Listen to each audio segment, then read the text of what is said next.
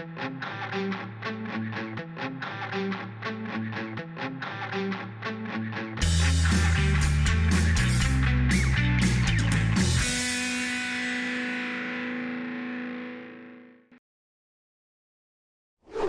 and welcome to another episode of FinTech Focus TV with me, Toby. We are here in New York City at the Fix America's Trading Conference, and it's my great pleasure to welcome back onto the show Ignatius John from Broadridge. How are you? Thank you. Good. I'm doing great. We had the briefest of chats. I think it was. I'm trying to think if it was like 2 years ago, but at that sort of stage, and you were telling us a little bit about where you are. You're a famed panelist at these events over the years, and always have some good things to say. You've been here on the T+1 panel earlier on. Something which is super topical at the moment. We know how important it's been, and the US has had a sort of breakthrough about 4 months ago now, or a similar sort of time. So we're going to talk a little bit about the lessons you've picked up from that, what it's been meaning for the vendor world, what it's been meaning for the buy side, and all the bits and pieces we can take out from there. So I think most people know Broadridge, but give us a little précis and a little bit about what you do as well. So I'm at Broadridge. I focus on a product called NYFIX Matching, which is primarily focused on providing a fixed-based post-trade solution. I'm a vice president there on product, and that's essentially what I do at Broadridge right now. Fantastic. Broadridge, I got involved with Broadridge because they acquired Alpha Omega, which was the company I co-founded, and now it's all part of Broadridge, and this product is called NYFIX Matching. Yeah. Fantastic, and it's an interesting world that you're in that sort of space as well. Broadridge, I mean, we know as the monster company that it's become over the years in the best possible sense, and has so much heritage to it, which means you get exposure to a number of different areas and a good bird's eye view of everything, which is why you often make such a great panelist at these sort of things, because you're seeing things in real time and at scale. So let's talk about that. Let's talk about the panel. You did that this morning. Freshen the mind from it. Give us some of the sort of key things that came out in that conversation. So the big focus on the panel was, what did we learn from T+1? And has the industry benefited from going T+1? And we also talked about some of the gaps that we see with T+1 globally. Yeah, the post-mortem effect. That's right. And that's basically what we did on the panel today, post-mortem. So the big benefit is that we reduce the risk. The affirmation rates have gone up. What we found was the affirmations were previously, before it was T2, was at 70%. Now it's close to 90%. So I think they said it was 88 to 90%, which is fantastic. Right, so it benefits the industry. Now, the way I look at this whole process is there are 3 categories in this whole evolution of going from T2 to T1. One is the leaders. These are the asset managers who said, hey, look, you know what? This is coming. It's not changing. It's not going to change. It's not going to be, I don't want to be left behind. I'm going to catch the bull by the horns, and I'm going to do it. So those are the leaders. And so they were ready for T+1, I would say, by the end of last year, 2023. And then there's this the followers. That's the big group that you have. They say, hey, look, I better get onto this bandwagon, others I'm going to be left behind. And so these are the followers who, where I would say that was a big bulk of the asset managers.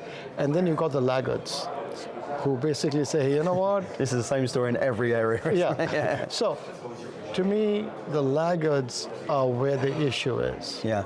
And the laggards are where they are because they're small, and they say, I don't have the resources to go to T+1 by automating and providing STP, straight-through processing.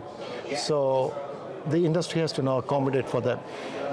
So what we have done is we've worked with the brokers. So for example, let's take a tier 1 broker.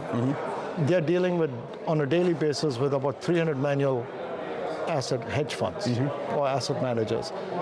So right before we went to T+1, they were sending files or an email with the trades and the allocations.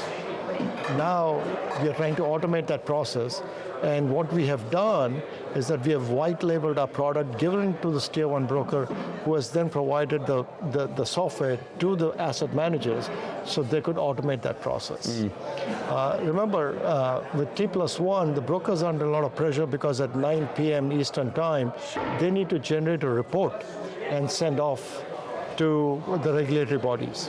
And if they don't, they could get dinged, if it's not coming. And that is why the brokers are also on top of their game here. Yeah. So that's one big thing has happened, so which means now we have brought in manual asset managers, we have given them some level of automation. Right. And to me, my mantra has always been automation and STP. Once you have that, T+1 will fall into place. Yeah. And so that's one item. The other item where asset managers are a little upset with the whole process is because of funding. Let me explain what funding is. Now, asset manager who's global, they want to buy a stock in the US. But then to generate the cash, they need to sell a stock either in Europe or in Asia. Now, those two areas are tip 2. So if I buy a stock, if I want to buy a stock today in the US, I have to settle it tomorrow. But to settle it, if I sell that stock, a stock to generate the cash in Europe or in Asia, I'll get the money only 2 days later. So which means there's a shortfall on the sale here. So some asset managers now start saying that, look, we will just have to take an overdraft for that one day and pay the interest to the custodian bank. Or they have to plan that out and do the sale of that trade well ahead, so one day before. So they would have had to sell it yesterday, so that way tomorrow they will have the money to settle the US stock. So that becomes a pain, which definitely starts eating up into the asset manager's alpha. But of course, in the scheme of things, when the trades are in... Which never goes down well. Yeah, that's right. So that is really where the problem is, and that's the gaps I'm talking about. And this gap is going to be the chasm is going to become even bigger because Europe and Britain have basically said that they will be looking at doing T+1 in December of 2027. Yeah. They'll make a decision in December. Yeah. But they will then maybe, if they decide, then it'll happen sometime in 2028. Yeah. Now, that's a big gap. Yeah. The 3 years away, and the U.S. market being so big, it's not the most efficient process in the world. That's right. Yeah. So, which means it's really impeding the asset managers. I guess the good news is that it has that blueprint of what's worked, and I think the general consensus is it's worked pretty well, pretty seamlessly. That's right. And so, the first week was a very interesting week because everybody's trying to see what's going to break. But as I told you, the affirmations rate went up with T+1, going from, it was at 70%, they've gone to 88%, which is good. And so the industry liked that part. So those are the big things I see. To me, I still believe there are a lot of asset managers who are still in a manual process. But they would have to then start moving forward.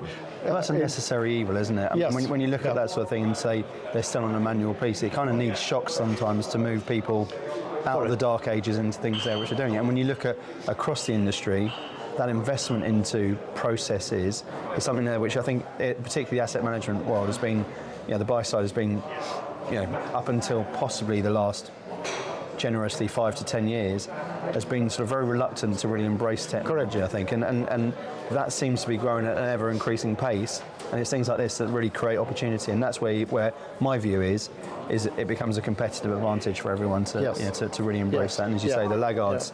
I think you can only be a laggard for so long in this industry these days. Correct. And so if you, in the industry, in the panel today, there was a gentleman from the SEC, which I think is the first time that in my history that I've been on panels, that there's been somebody from the SEC. There's never been anybody from the SEC. So he was really good.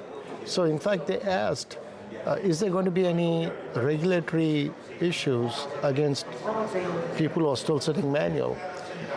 So what he said is that right now they're still focusing on the process and making sure that it's streamlined and working well. And then maybe he didn't give this time frame, but I'm expecting it to be maybe another year from now. They will have everything well documented and well streamlined, that they would expect these manual asset managers to also come on board, so everything becomes automated, and it's all T+1. Yeah. So that's one thing which I really liked, that he was there. He gave us a legal perspective. It's nice to have that. Yeah, isn't it? that's right. Yeah. It was really good. And he was, his role is purely on settlement and clearing at the SEC. That's the regulations he has. So it's good to have Jeff.